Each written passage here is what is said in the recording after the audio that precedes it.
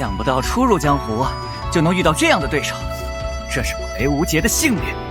我乃江南霹雳堂雷家雷无杰。还有不怕死的要上来吗？这一趟出门，本以为凭自己的本事，应当能闯出些名头，可一路上遇到的，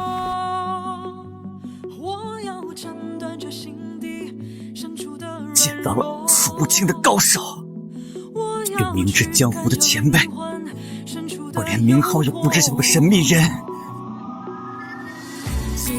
还有和我同辈却令我难以望其项背的真正的天才。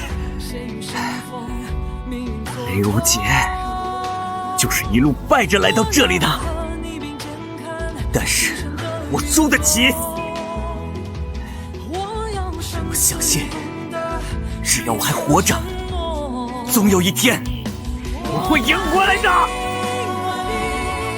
我也不是没心没肺，有些事我会一直记在心里。小泽，你觉得江湖应该是什么样的？心向所处，便是江湖。若是内心尽是黑暗仇恨，自然觉得这江湖也黑暗可怖；可若是心存光明，看着江湖，也会觉得豁然开朗。